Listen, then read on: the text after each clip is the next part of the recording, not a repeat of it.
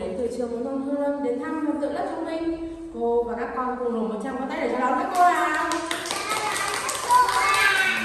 Và một thành phần không thể thiếu đó là các bạn nhỏ vô cùng đáng yêu và dễ thương của lớp 2 tuổi A6. Và người đồng hành cùng các con trong chương này đó là cô các con ơi, bây giờ cô và các con cùng hát một bài hát để dành tặng cho các con nhé. Vâng ạ.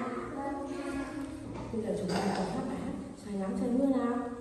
Trời nắng họ đi tăng vương vang họ tung đôi tay nhảy tới cùng trong nắng mưa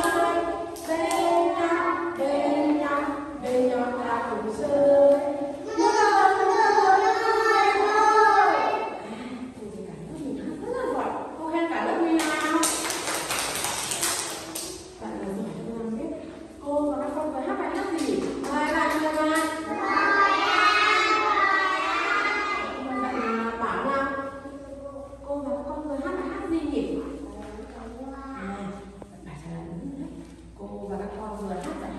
Trời nắng trời mưa. Bài hát nói về thời tiết nắng nóng và có những cơn mưa bất chợt đi ngang qua. Khi ra ngoài chúng mình phải đội mũ và che ô để bảo vệ cho sức khỏe cho chúng mình. Các con nhớ chưa? Và hôm nay cô Giang có một câu chuyện nói về thời tiết mùa hè. Để đó là câu chuyện gì? Cô và các con cùng nhẹ nhàng ngồi xuống để lắng nghe cô Giang kể câu chuyện nhé. Các con ơi, bây giờ chúng mình cùng chú ý lên đây để lắng nghe cô Giang kể câu chuyện Cóc gọi trời mưa của tác giả Nguyễn Thị Thảo nhé. Vâng ạ. Câu chuyện Cóc gọi trời mưa. Đã lâu lắm rồi, trời vừa lặng lại và không có một giọt mưa. Nước ở ao hồ đã khô cạn, cỏ cây đang bắt đầu vàng úa. Gà, vịt và các muôn loài khác đang nháo nhác đi tìm nước để uống. Thế Cóc bèn lên trời và hỏi ông trời. Cóc nổi trống thung thung thung thung thung thung thung thung và gọi to ong ong ong ong ong ong ong ong. Ông trời ơi, mau mưa xuống thôi. Ông trời nghe thấy tiếng cóc kêu, ông trời bèn cho thần mưa tới. Thần mưa nhận lỗi về mình vì mải chơi nên quên cho làm mưa. Thần mưa vội vàng trút nước mưa xuống hạ giới. Nhờ có mưa, gà vịt và các con loài khác tha hồ nước để uống, còn cây cối thì trở nên tươi tốt hơn. Từ đấy hễ nghe tiếng cóc kêu ong ong ong ong ong ong ong ong thì ông trời ngặt cho mưa rơi xuống đấy. Cô vừa kể câu chuyện đến đây là hết rồi. Ôi hay quá, ôi hay quá. Vừa rồi cô đang đọc kể câu chuyện Cóc gọi trời mưa của tác giả Nguyễn Thị Thảo. Bây giờ để câu chuyện sinh động hơn, hấp dẫn hơn thì các con cùng chú ý lên màn hình vi tính để lắng nghe cô Giang kể câu chuyện Cóc gọi trời mưa nhé. Vâng. Cả lớp cùng chú ý lên cô Giang kể câu chuyện Cóc gọi trời mưa. Đã lâu lắm rồi, trời cứ lắng mãi mà không có một giọt mưa. Nước ở ao hồ đã khô cạn, cỏ cây đang bắt đầu úa vàng.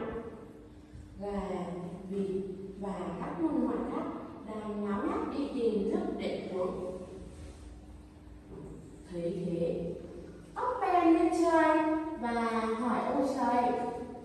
Cóc nổi trống thung thung thung thung thung thung thung thung và gọi to ong ong ong ong ong ong ong ong.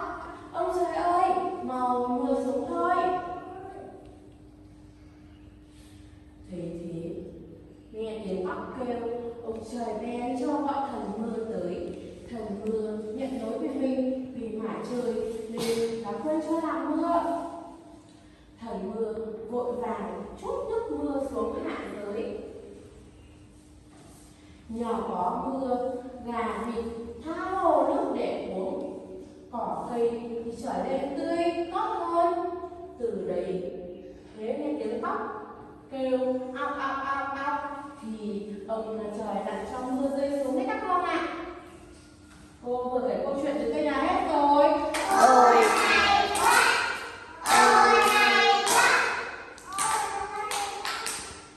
Các con ơi, vừa rồi cô Giang đã kể cho chúng mình nghe câu chuyện gì nhỉ? Cây đẹp của chúng mình đâu? Mời bạn, mời bạn. Cô mời bạn Bảo nào. Bảo đứng dậy cho cô Giang biết. Cô vừa kể câu chuyện gì nhỉ? Con thưa cô. Con thưa cô. Cô vừa kể câu chuyện gì? Bạn Bảo trả lời đúng đấy. Cô mời bạn Bảo ngồi xuống nào. Bạn nào giỏi hơn trả lời cho cô Giang nào. Cô vừa kể câu chuyện gì? Mời bạn, mời bạn.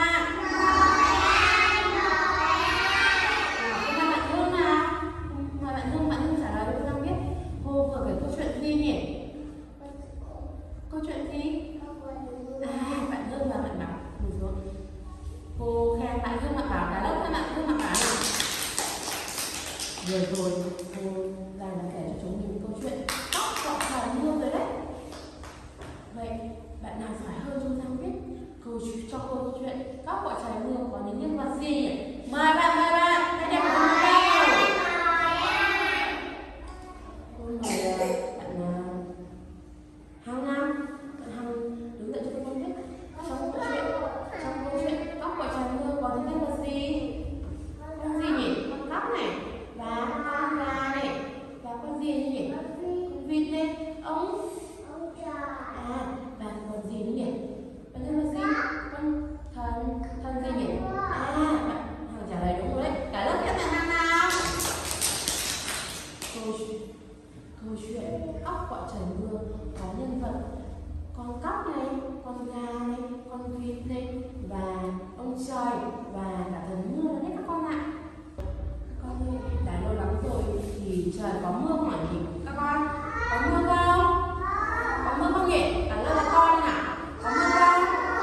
Đúng rồi, đã lâu lắm rồi thì trời không có mưa. Vậy không có mưa thì gà vịt có nước để uống không? Đúng rồi, không có mưa thì gà vịt không có nước để uống. Vậy cây cối thì trở lên như nào? Mời bạn Bảo nào. Mời bạn Bảo nào. Cây cối trở lên như nào nhỉ? Bạn Bảo ngồi xuống. Cô khen bạn Bảo nào. Cả lớp khen bạn Bảo nào. Và trả lời chính xác rồi đấy. Vì không có mưa thì gà vịt không có nước để uống. Cây cối thì trở lên úa vàng. Vậy con gì đã lên trời để gọi ông trời kêu mưa nhỉ? Đánh trống kêu mưa nhỉ? Cây này của chúng mình đâu nhỉ? Mời bạn, mời bạn. Cô mời bạn nào. Con nào. Mời con đứng dậy. Con gì đã lên trời để gọi ông trời cho mưa xuống nhỉ? Cô mời con ngồi xuống. Đúng đấy các con ạ. Con cóc đã lên trời để gọi ông trời cho mưa rơi xuống. Vậy khi có con cóc đã đánh trống như nào? Con cóc đánh trống thung thung thung thung thung thung thung thung. Cả lớp cùng bắt chước tiếng cóc đánh trống mà. Thung thung thung thung thung thung thung thung. Là con cóc đã kêu như nào nhỉ? Chúng mình cùng bắt chước tiếng cóc kêu một lần nữa nhé.